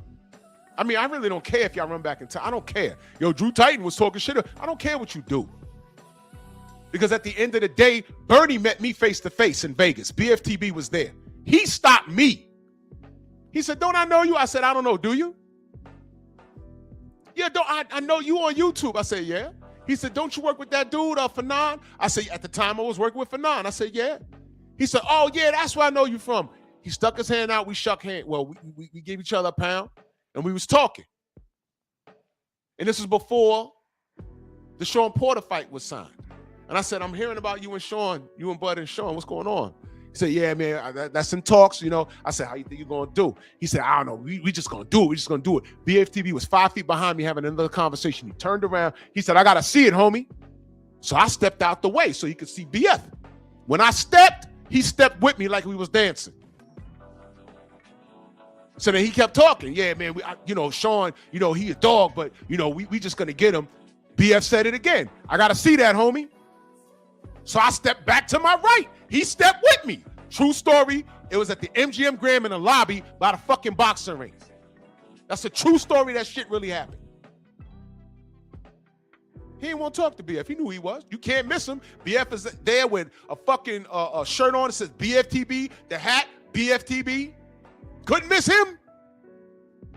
He knows that, and all you clowns know who the fuck he was. That happened. I said, okay, I guess he don't want to talk. Fuck a debate in real life right now. And what I'm telling you is all that vigor he had on my fucking show and on Mill City was not the vigor he had in person. First of all, the nigga like 5'4". He's mad little. You know what? I ain't want to go there, bro.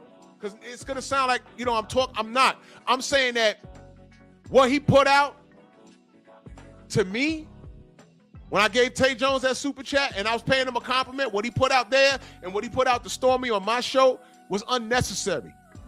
Because Stormy is probably one of the biggest and most educated Bud supporters on YouTube. And he came on here and did this.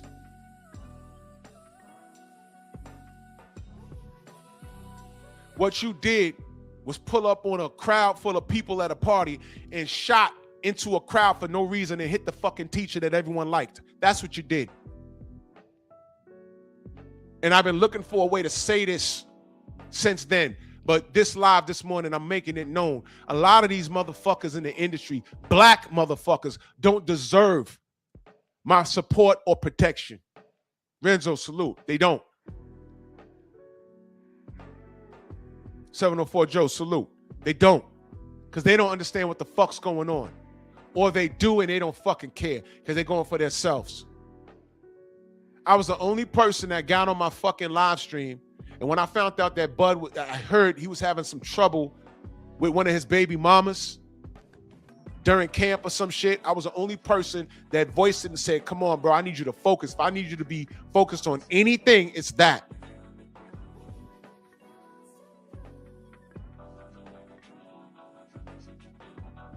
I don't need him to get in, these baby mamas, this is the most important fight of his life, and they wait till now to start acting up. This ain't the fight to be acting up with.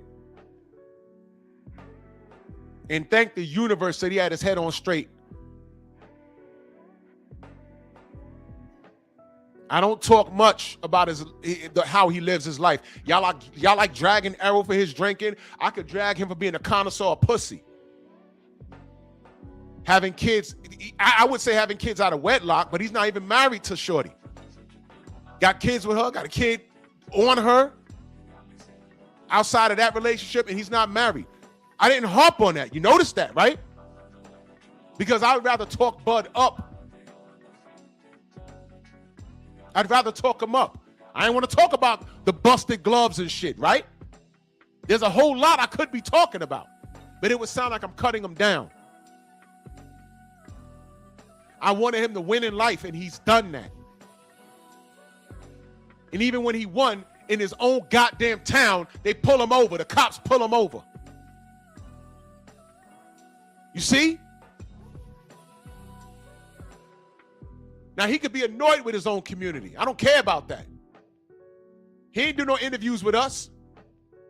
But they damn sure told him he was with us. When he decided, hey, I'm going to sue Bob Arum. What did they say? When did Bud join the LDBC? Huh? He's never been on our channels. We've never spoken to him. When he started stringing together wins, you saw him, Hollywood, on the big channels, on ESPN and everywhere else. He don't fuck with us, and I'm cool. I don't need him to fuck with us to support him. I don't. Do the work. And I don't want him coming back to give Canelo another chance to do anything. He's leaving perfectly. Stay gone, brother. Go away. Good. Don't give these crazy goons, True Boxing Night salute. Don't give these goons an opportunity to take anything from you, because they will. They tried to do it when you went home, bro. Y'all saw that college game after those brothers, he scored the touchdown. They ran halfway down the damn the hallway, and that fucking state trooper bumped them during a game. You can't control your racism during a game. Why you bump them, bro? These are the things we're up against. And where we could disagree, you could be Team Bud versus Team Spence or whatever. Team Boots versus Team Bud. All this gangbanging and shit. I watch these things online like, what is wrong with y'all? What is wrong? I don't see Mexicans doing this to each other. Munguia just fought a fucking Canelo. I didn't see them gangbanging. After Canelo said, I'll never fight another Mexican again, out loud.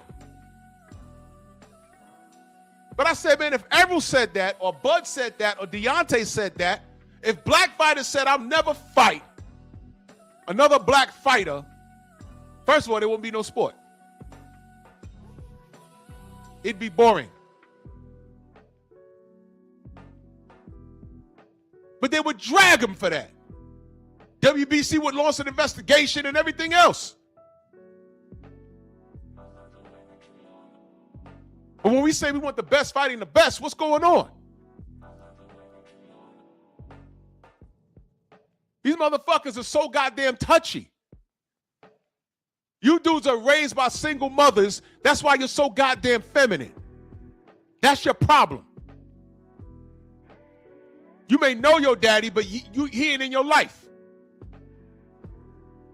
Skinny jeans, painting your fingernails, goddamn doing everything. You're getting your eyebrows tweezed, and you're doing everything, but next thing you know, you're going to be wearing eyeliner. That's coming. Trust me.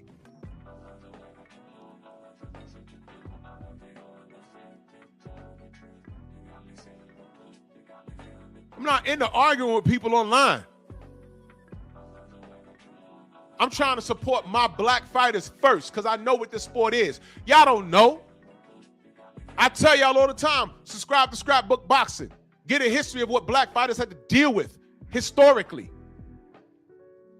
Imagine going to a town and you a boxer going to a town and on the way down this road, you seeing niggas hanging from a tree by their neck. Don't come in this town and win, boy, or you're going to end up like him.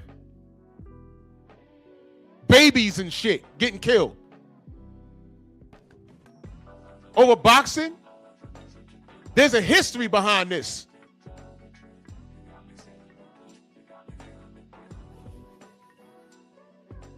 You got to catch the replay, Renzo. You got to catch the replay. I'm just making a point. I don't see anybody attacking Virgil Ortiz for standing up to Oscar. But I watched Dillian White just eat up what Barry Hearn said about him and how they used to treat fighters. I've watched fucking Bob Arum delay Manny Pacquiao versus Floyd for 4 fucking years. My nephew was a freshman in high school. The fight didn't happen until he was on the way to fucking college. He said, "Oh, they fighting now?" Yeah. He said, "Man, what? They should have fought." I said, "Bro, it's been about 4 years." Yes. He said, "Damn, that's a long time." Yep. And I saw more niggas running with that it was Floyd's fault when he was actively trying to make the fight.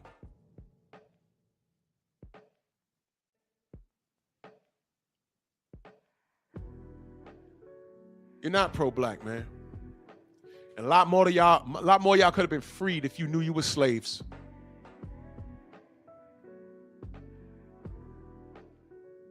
So I've become a pro at protecting my peace. That's why my block game is strong. And I expose people for being mentally ill, like James Franklin. He's very ill. He's mentally ill. He came in here, about a half hour ago with another account that I had to block. And what is he fussing over?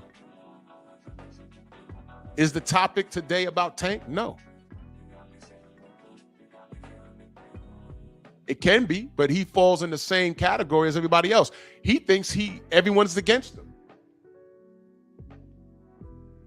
He thinks everyone is against him. That's why when his fans say, "Hey man, we love you, we want you back," he says, "Fuck y'all."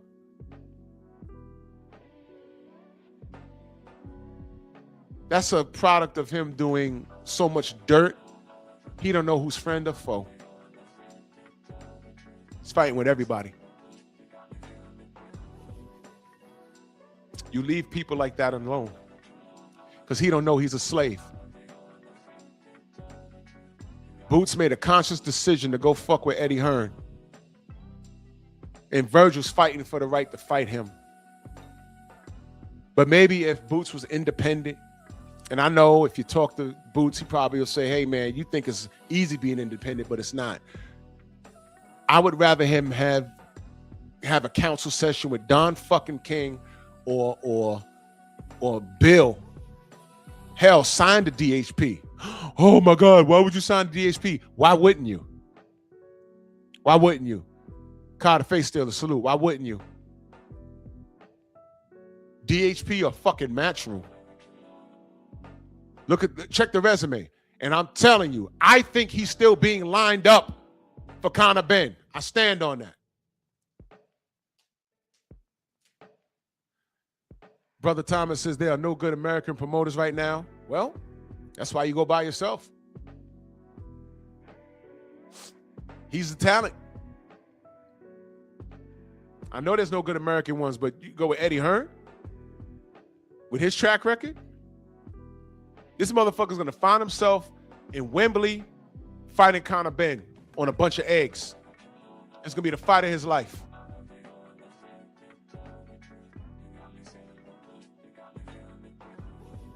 Conor Ben is a drug cheat, really hasn't done shit in boxing.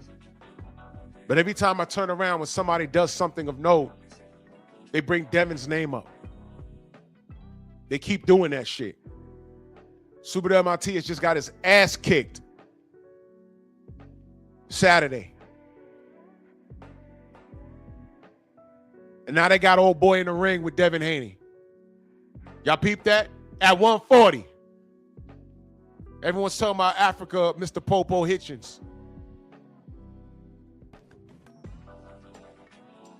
Nigga, you at 140. Go to 40. Go to 47 and then talk. Because all you doing is talking. That's that Brooklyn shit. I'm gonna leave that alone.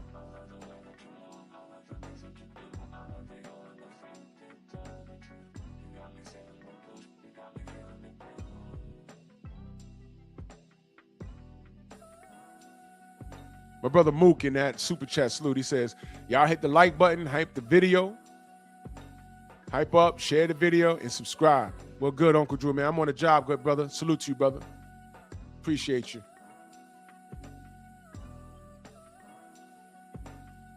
I don't care where Boots gone. I don't like him over there with anything in the UK. Don't like him with Oscar. That's really him with the goddamn fishnets and the wig on. Weirdo. He's the talent.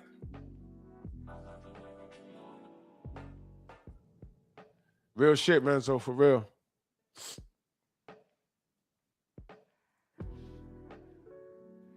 Philip D in the building. Salute.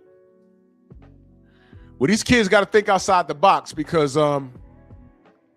DHP don't have those problems that everyone else has. They done talk shit about DHP, but he don't have. Devin is one of the highest paid fighters in the sport. And he ain't got no problem where he working. But Boots is stuck over here with fucking Eddie Hearn. And he quiet. And this is concern. I'm saying hate, I'm concerned. I don't want him being in a position where it's like, oh, okay, there's no one here, there's no one here, there's no one here. Well, you might as well go fight Conor Ben. He's a name, but he hasn't done shit. Well, he's a name. You got to do something. Because Oscar's going to tie Virgil Ortiz up in court. He ain't going to be able to do anything. That's my point. You're going to turn around, it's going to be August, and they're going to be tied up with all this paperwork. And it could be a losing battle on Oscar's end. A losing battle on Oscar's end. But it's enough to keep Virgil out the ring. And then what's Boots gonna do? What's he gonna do?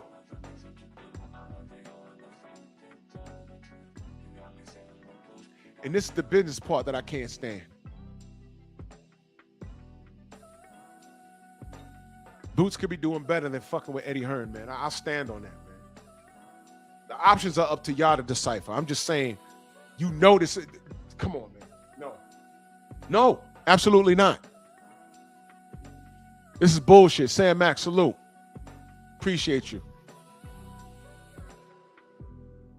If y'all knew y'all were slaves, a lot more y'all could have been free.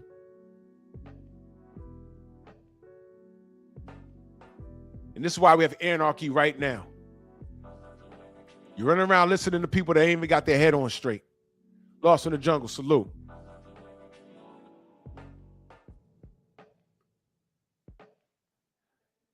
And I know what it is. I told y'all.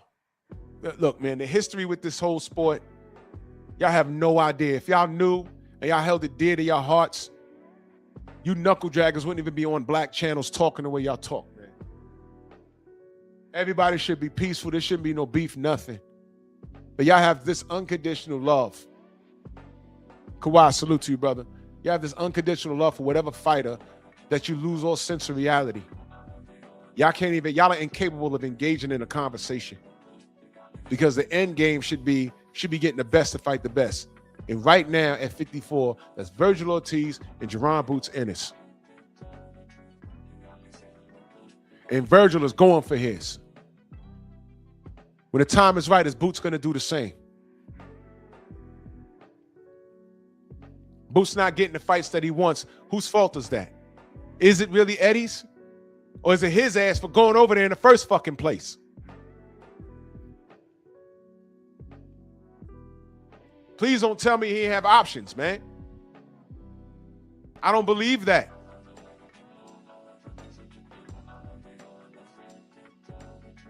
So bringing it back to my point about me having to back off on these fighters, me backing off on these fighters when they do something that's off code, I'm the only person on code on these airwaves. The LDBC is on code on these airwaves.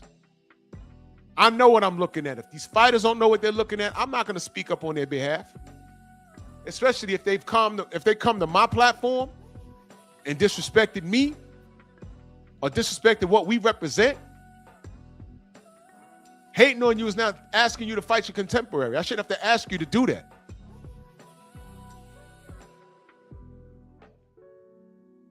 You should just want to do it because it's the thing to do.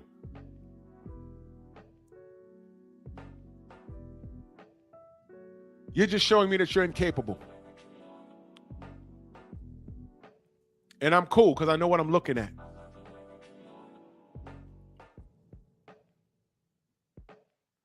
I'm just fine. But you're not. And I know how this ends. Thomas says, not many options. PBC or Golden Boy or Turkey by way of Matchroom. He's with Matchroom right now. How's that working out? And I said earlier, Thomas, he couldn't sit down with Bill months ago and have a conversation. How do I move and shake on my own? He has 80% of the battle won because he was next up. They had him beating Arrow. They had him beating Bud. Those conversations was really happening. He's the talent.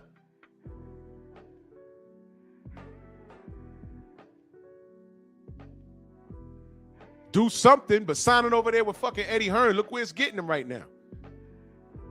And if he gets lined up with Conor Benn fighting in the UK, I know what's going to happen, bro. I hope he wins that fight, but I don't see that happening.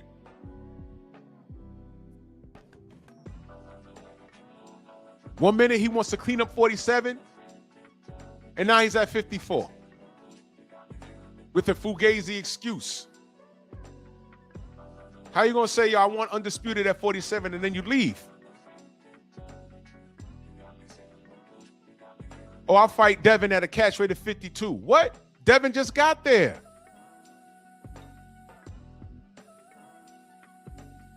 That's what I'm saying, Thomas. He didn't have to necessarily sign with DHP, but he could have sat with him and picked up on some game. I heard Kevin Newman left. And I don't know what happened with that. I never asked. What's Kevin Newman doing now?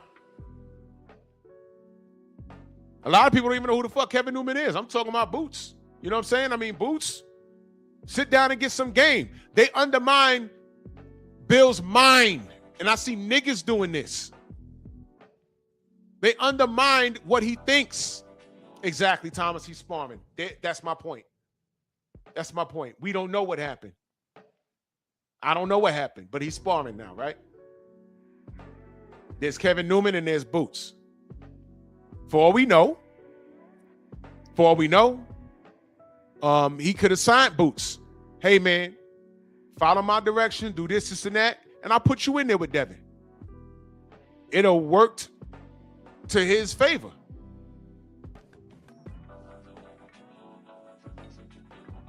All right, Thomas, well, holler at him. Find out what happened. Because ain't nobody thinking about no Kevin Newman. Nobody even knows who he is. And I say that respectfully, but what I'm saying is nobody knows who he is in comparison to Boots. Boots was just next up.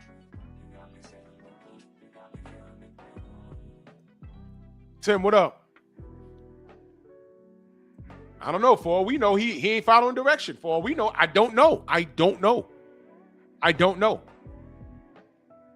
I'm saying I don't like Boots over there with Eddie fucking Hearn.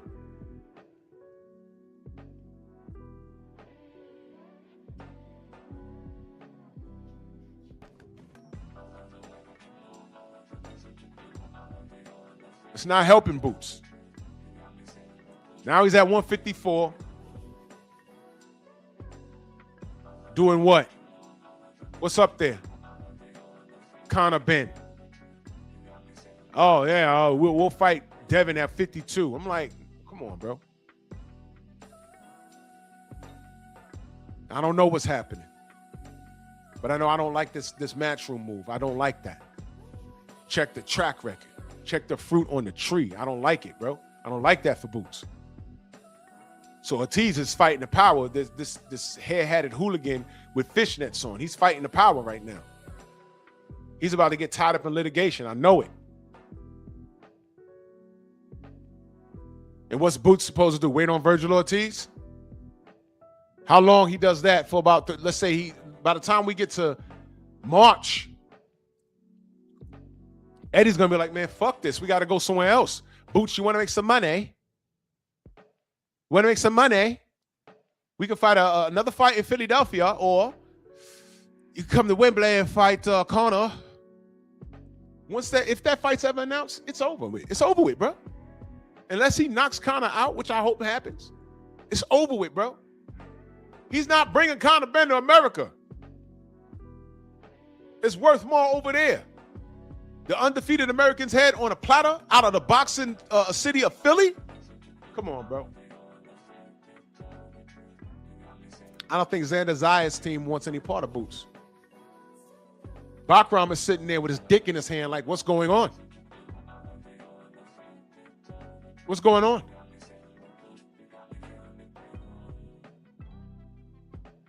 Fuck Keith Thurman.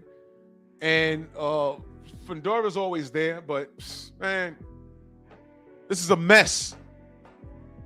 We want Ortiz versus Boots. I don't understand. Man. This is ridiculous. This bullshit that I'm talking about this morning is exactly why I refuse to argue with the fanatics of these fans in particular. I'm not arguing with you. I'm really not. I'm blocking your stupid ass. I really am. I'm really not doing it. Moving forward, I'm not doing it. I am not arguing with you stupid asses anymore. I'm not doing it. I'm not opening up my panel for y'all niggas, and I'm not doing it. If I have an open panel, we all got to be on the same page. If it's a slight disagreement, then we could discuss it. But when you're like on a level of a James Franklin, you're a weirdo.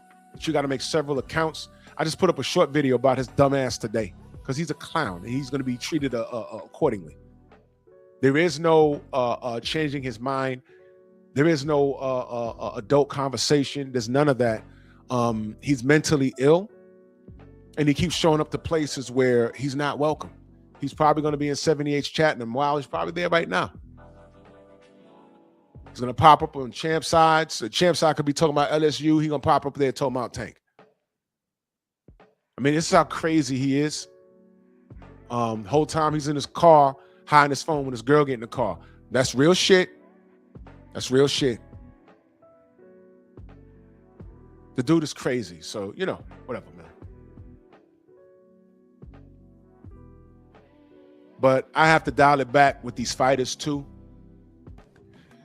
because a lot of them aren't any different from the fanatics that support them. And when you're stupid, when you're so stupid, I gotta spell it different for you. STOOOOOPID. If you're that stupid, then I can't help you, and I refuse to. I cannot help you, and I refuse to.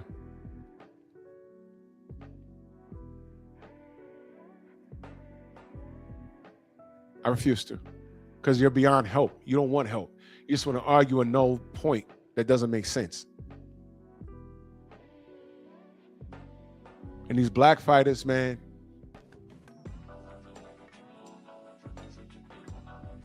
you think Bud cared about the racist aspect of this thing until he tried to sue Bob Arum and then magically the lawsuit went away?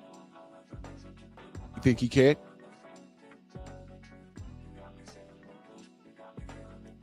You think they understand that we're not the enemy? Bernie could go to Mill City and fuss and scream with people in the chat and scream with him, whatever he does over there, and then come to my platform and he's on 10. And then come to my platform late. If I tell you I'm going to be somewhere, I'm going to be somewhere. Yo, listen, I don't do CP time. I never liked that. That's fucked up.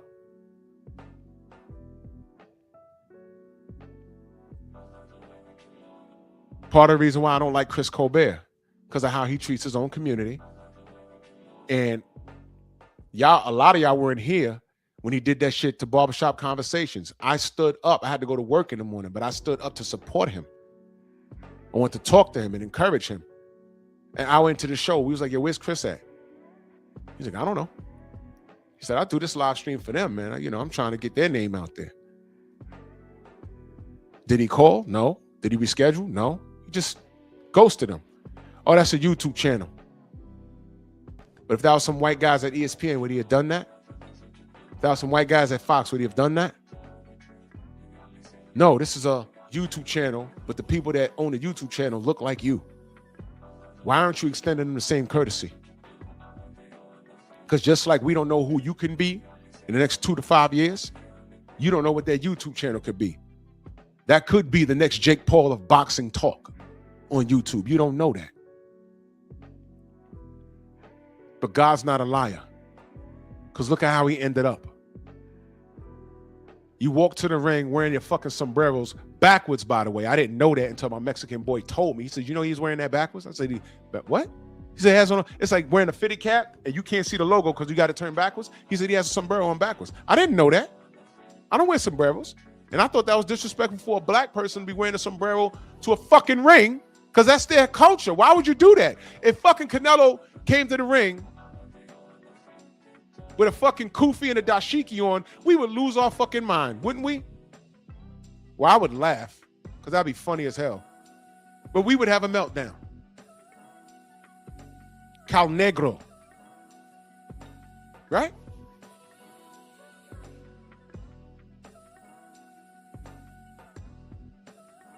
And he got slept by a Mexican. See that? See how that ends up? Last fight I saw him on Pro Box, another Mexican whooped his ass. You see how that works? And I thought all the way back, and I was reading the comments live after he got stopped. There was some people, don't make fun of him. I know a lot of y'all are black channels making fun of him. This is why we can't have nothing. I'm like, this nigga doesn't know. 2 years ago, all of us there was like 300, 400 people in Fred's chat, and this nigga didn't even bother to tell Fred, y'all got to reschedule. He just didn't show the fuck up. We disrespect each other. We disrespect each other. Anytime you heard me say anything about a fighter, it's because they disrespected themselves and disrespected the sport of boxing. And they've disrespected the community to a degree, the black community. But I'm not even going to put that on niggas anymore because that's who they are. That's just real. That's just real. I'm not putting that on these clowns anymore. I know what I know. When Deontay Wilder had that spat with Radio Raccoon, and he said to this day, and it went viral, AJ made fun of it. He turned right around and rode in a golf cart for the fucking monkeys. You niggas still want to smile in Ryan Garcia's face, but when he did a fucking song called Blessed and Highly Favored, he had an orangutan in the fucking passenger seat, and he's rapping, and in the comments, some motherfuckers like, yo, I'm glad to see you and Devin made up. That's funny to y'all? So you got to understand, I'm numb to a lot of these niggas. So I know how they move. I'm black first. And a lot of y'all could have been freed if you knew you were slaves. Y'all don't acknowledge that shit. Y'all, oh man, I want another Martin Luther King, I have a dream bullshit speech. Man, fuck you then. Serious side. Serious side. I know it's a black thing. A black thing is how the fuck Bud goes back to his whole goddamn town and gets pulled over by the police after having a goddamn parade in his name.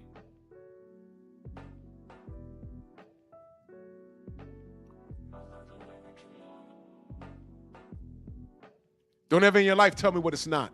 I know what it is. And a lot of you motherfuckers that were born in the 2000s, y'all are too young and ignorant to even understand what this is because your parents never sat you down and told you what life is about. You don't know. And these fighters, they don't even know because some of them grew up with the athlete spoon in their mouth. You was raised with people rooting for you. You don't know shit else. No one ever sat Zion Williamson down and said, hey man, keep your dick in your pants. You ODing. You what? You just giving your bread away. What's wrong with you? No OGs taught him that? These kids are uneducated.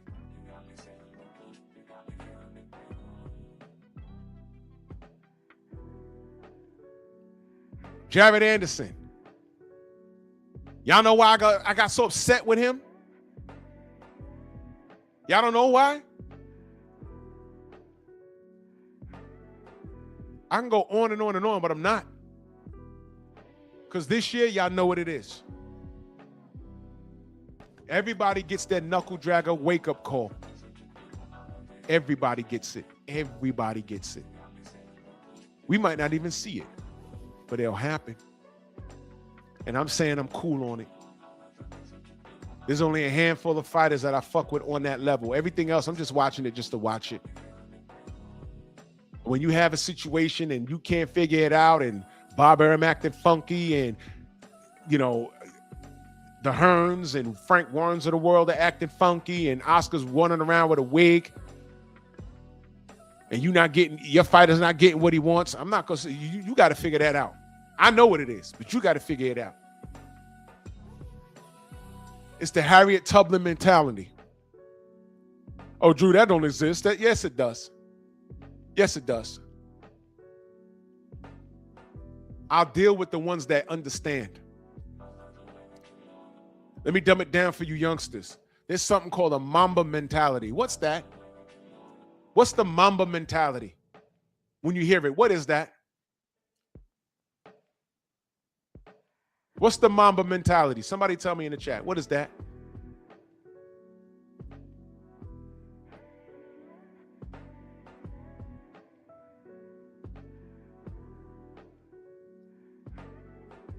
Fucking monkeys. If y'all have the Mamba mentality, I can have the Tubman mentality. Thank you. Yeah, it is, Brandon. It's Jordan's mentality rebranded. Kobe, the Black Mamba, right? I'll give him that. And that's how I'm going to keep it. The Tubman mentality. That's right.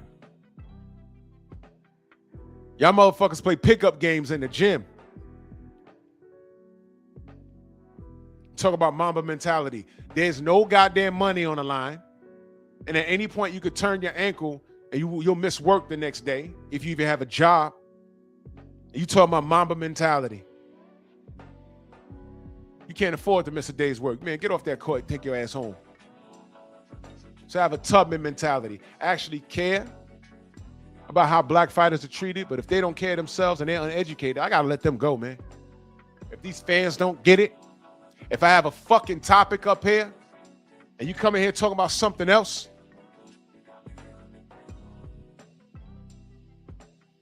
that tells me everything I need to know about you. Y'all don't understand why I respect Bill and Dev so much? Forget holding them to a high standard. They are the standard. And you spent 2 decades talking about what you didn't like about Floyd Mayweather, and that's not Devin Haney. Y'all were trying to find people to beat Floyd.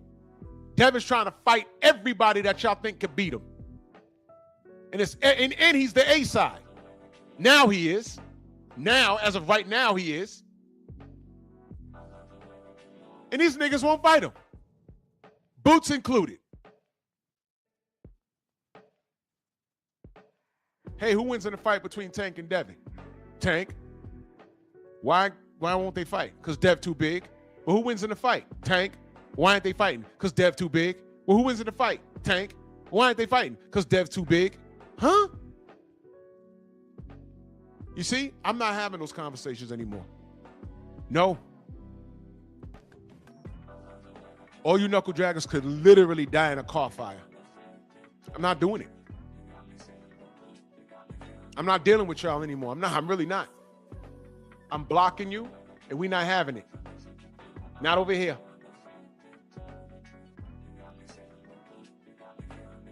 Now, Boots, when you cowboy up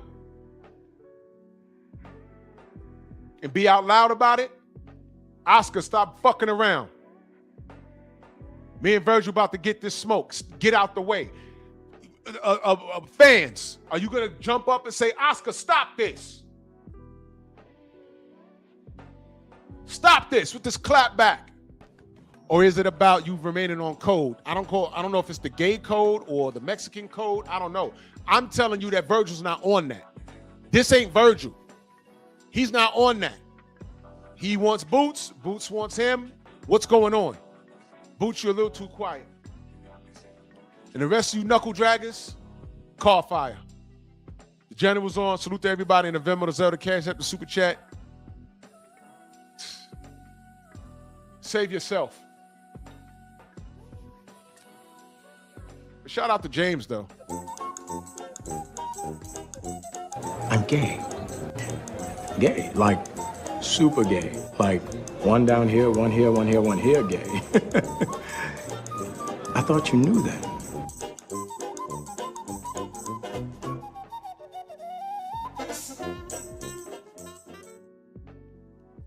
Bronx on deck. Move! Why are you gay? Who says I'm gay? You are gay. Nigger, nigger.